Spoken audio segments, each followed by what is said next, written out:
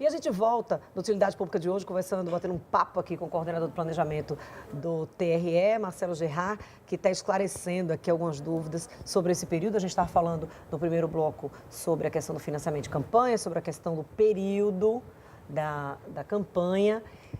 De que forma você acredita que isso vai facilitar, na prática, o andamento desse processo? Sim, nesse momento nós temos o quê? Temos uma diminuição da propaganda eleitoral.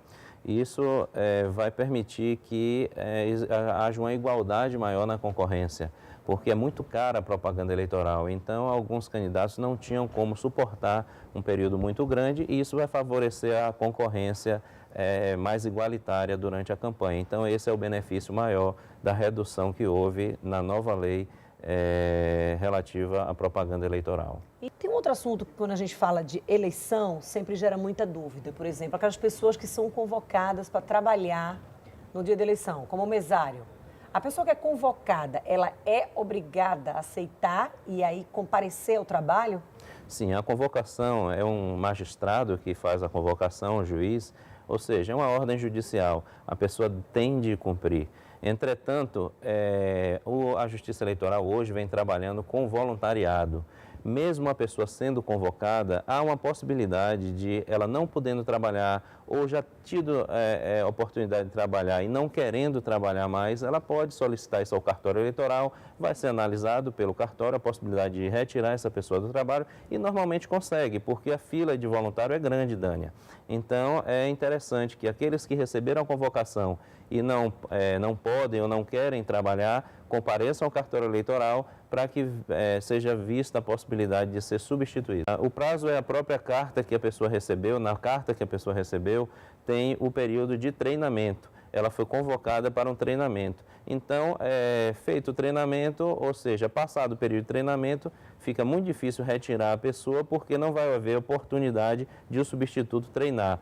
Então, observe bem a pessoa que foi convocada e não quer trabalhar, que deve imediatamente comparecer ao cartório eleitoral. Mas é algum caso, por exemplo, de doença? A pessoa fez o treinamento, ela aceitou participar, ela foi convocada, ela aceitou, passou pelo treinamento, mas infelizmente ela teve um imprevisto, algum problema com a família, ou alguma, sei lá, alguma viagem de última hora.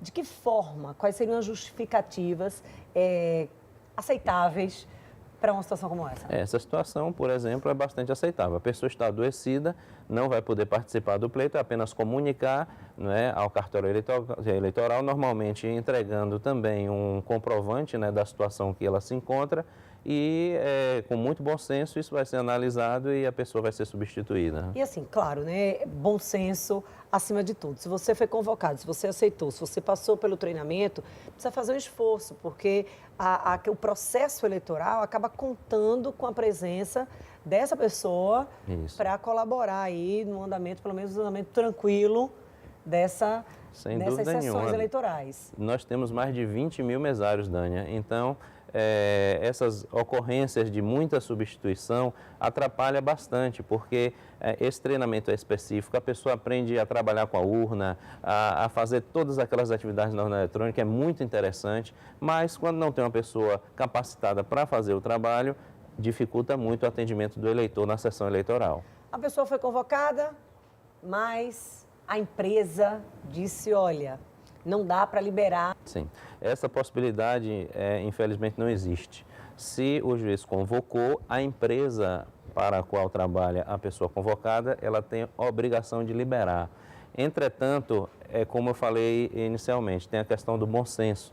Se a liberação dessa pessoa do dia do trabalho prejudica muito aquela atividade, é a única pessoa que faz uma atividade específica e a própria pessoa sabe disso e não quer trabalhar, deve comparecer ao cartório eleitoral, o próprio patrão também deve informar ao cartório eleitoral essa situação e ela vai ser analisada. Agora, a convocação, a priori, tem de ser cumprida e o patrão não pode deixar de liberar a pessoa convocada. A gente vai voltar para esse assunto, essa questão do patrão concordar ou não, não só com a questão para liberar mesmo, para trabalhar no dia da eleição, mas também quando em relação às folgas, não chegar a um acordo em relação às folgas. Mas antes dessa questão das folgas, você falou ainda agora, olha, Daniela, tem uma fila enorme de voluntários. Eu queria que você esclarecesse que enquanto algumas pessoas não fazem questão, elas não dão valor porque foram convocadas, porque não querem ir, eu queria que você trouxesse os benefícios da pessoa ser convocada e aceitar e comparecer como mesário. Que bom, excelente oportunidade, né? Excelente oportunidade. As pessoas estão se voluntariando porque, além de cumprir o dever cívico, né, de fazer a eleição funcionar e fiscalizar a eleição, existem diversos benefícios para aquele que trabalha como mesário. Um deles, muito interessante, Dânia, é a possibilidade de utilizar o trabalho de mesário como critério de desempate em concurso público. Então, a pessoa que vai fazer um concurso público e trabalhou como mesário, constando do edital do concurso, sem dúvida nenhuma ele vai ser beneficiado e isso é a coisa mais justa que existe. Serviu a pátria, serviu a democracia, já vai ser beneficiado num concurso público. Outro benefício é a questão de hora de extensão em faculdade. Quem trabalha como mesário também tem horas de extensão nas faculdades. Além da folga também, que é um benefício, e diversos outros benefícios que a pessoa vai ficar sabendo exatamente quando estiver no treinamento de mesário, comparecer. E aí, por isso que eu digo, Dani, existe fila para trabalhar no eleitoral. Antigamente, as pessoas não gostavam, mas hoje, por causa dos benefícios, a gente tem até fila para trabalhar.